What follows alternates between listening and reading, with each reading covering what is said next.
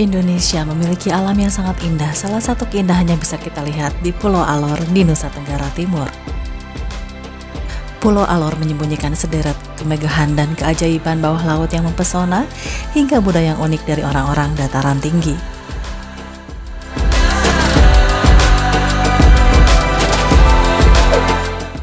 Kepulauan di Alor terdiri dari dua pulau besar, Pulau Alor dan Pantar, yang mengapit gugusan pulau-pulau kecil dalam Selat Kumbang, atau warga setempat menyebutnya dengan Mulut Kumbang.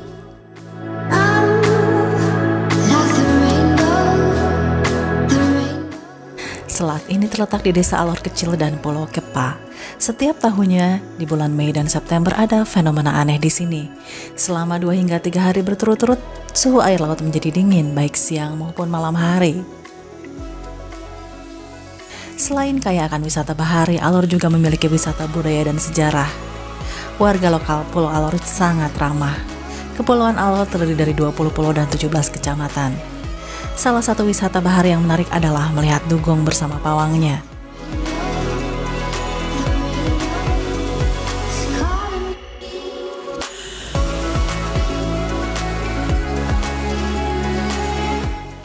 Di sini juga ada wisata budaya ke Desa Takpala, Desa Bampalola, dan Desa Kopidil.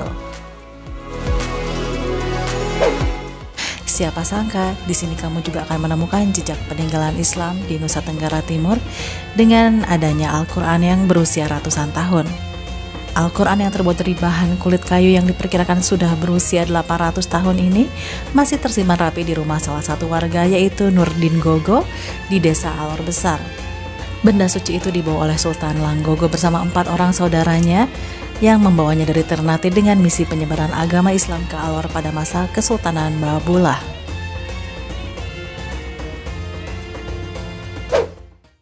Pulau Alor sendiri dihuni oleh sejumlah kelompok etnis subflores yang masih melestarikan cara hidup tradisional mereka. Salah satunya masih menghasilkan pakaian dari kulit kayu yang dikenal sebagai pakaian Ka. Pulau Alor juga dikenal sebagai Pulau Seribu Moko. Moko adalah gendang perunggu kayu yang diyakini berasal dari budaya Dong Son Vietnam. Namun hal ini tetap menjadi misteri bagaimana prasejarah drum Dong Son ini tiba di Alor. Legenda setempat mengatakan bahwa Moko itu ditemukan terkubur di dalam tanah. Untuk mengamati artefak unik, kamu juga bisa mengunjungi Museum Seribu Moko yang terletak di kota utama Kalabahi. Di museum ini juga menampilkan koleksi pakaian tenunan tangan Alor yang berbeda yang disebut kawate.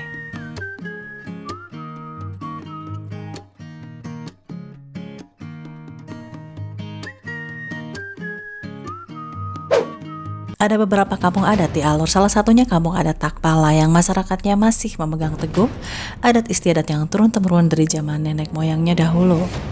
Tidak hanya bentuk rumah dan ritualnya yang masih dipertahankan, cara berpakaian sehari-hari mereka juga masih mengenakan baju adat dari kain tenun yang ditenun sendiri oleh para wanita. Kebiasaan mengunyah sirih pinang juga menjadi bagian dari aktivitas sehari-hari. Jika kamu ingin berkunjung ke sini, belum ada kendaraan pribadi, kamu bisa mencarter angkutan kota dari Kalabahi, dan kamu bisa melihat kehidupan dari kampung adat yang unik ini.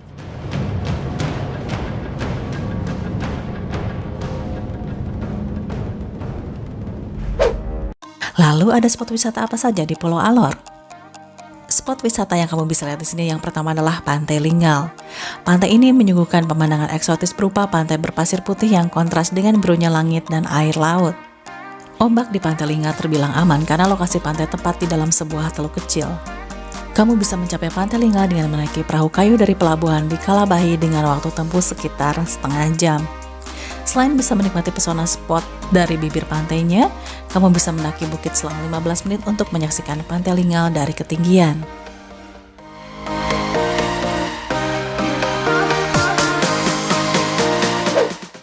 Spot selanjutnya adalah air terjun Mataru.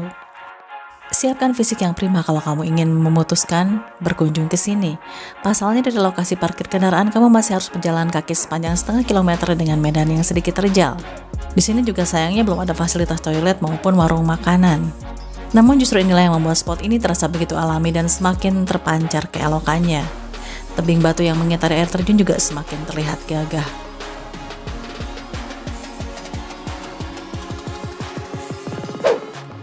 Spot selanjutnya adalah Pantai Pigewa.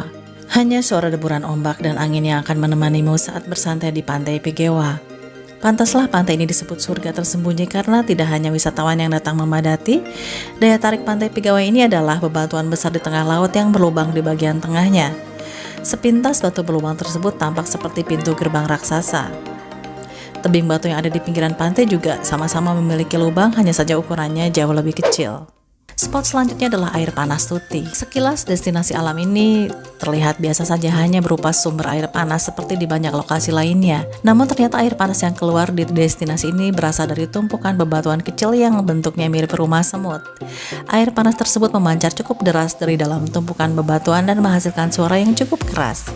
Dipastikan kamu berhati-hati jika ingin berfoto-foto di air panas ini karena suhu airnya terbilang panas dan bahkan bisa melepuhkan kulitmu. Spot selanjutnya adalah Pulau Kepa yang terletak di barat daya Pulau Alor. Keberadaan Pulau Kepa menambah koleksi suguhan alam di lokasi ini. Pulau Kepa dikenal sebagai spot penyelam karena pemandangan bawah airnya yang mengagumkan. Pantai-pantainya cocok sekali untuk sunrise dan sunset. Disarankan tidak hanya melakukan one day trip saja ke pulau ini, kamu juga disarankan menginap minimal semalam di resort sederhana di pulau ini yang atapnya terbuat dari daun jerami dan daun lontar.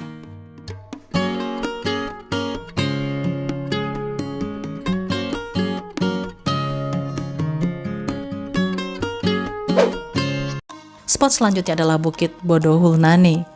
Lengkapi petualanganmu di Pulau Alor dengan hiking santai ke Bukit Bodo Hulnani.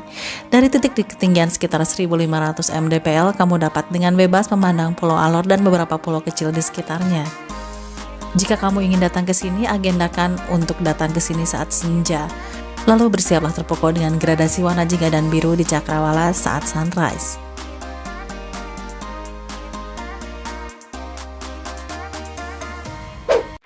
Lalu bagaimana cara ke Pulau Alor? Menurut warga sekitar, waktu yang pas untuk menikmati Pulau Alor adalah antara bulan Maret sampai November. Selain karena cuaca di darat sedang bagus, kondisi di arus di perairan Selat Pantar juga memungkinkan untuk diselami.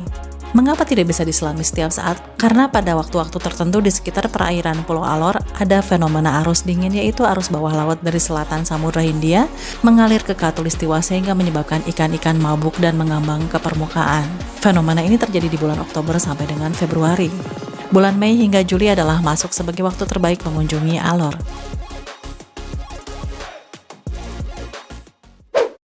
Untuk menuju ke sini, semisal dari ibu kota Jakarta, kamu bisa naik pesawat ke Kupang yang merupakan ibu kota NTT. Seluruh penerbangan menuju Alor harus transit di Kupang untuk berganti ke pesawat yang lebih kecil. Maskapai penerbangan Garuda Indonesia, Sriwijaya, Citylink, Batik Air, dan Lion Air melayani penerbangan dari Bandara Soekarno-Hatta ke Bandara El Tari dengan tiketnya sekitar 1 juta sekali perjalanan saat low season. Penerbangan sendiri dari Jakarta ke Kupang memakan waktu kurang lebih 3 jam. Nantinya dari Bandara El Tari, perjalanan akan dilanjutkan naik pesawat Wings Air atau Transnusa menuju Bandara Mali di Alor.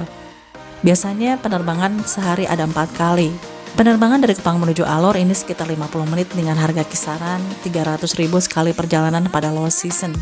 Alternatif lebih murah adalah naik kapal dari Kupang ke Alor dengan harga tiket sekitar 150.000, tapi jarak tempuhnya tentunya sangat lama, yaitu sekitar 10 jam perjalanan.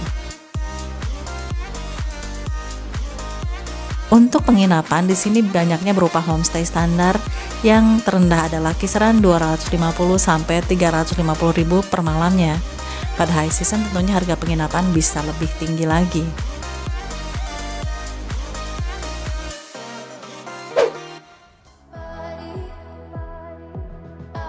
Nah, itu dia tadi informasi tentang vlog Pulau Alor. Jika kamu suka dengan isi vlog ini, saya minta like serta komennya, dan tolong juga share ke beberapa rekan kamu agar mereka mengetahui informasi tentang Pulau Alor ini. Saya juga minta subscribe sebagai kamu yang belum. Dukung dan lestarikan selalu pariwisata Indonesia.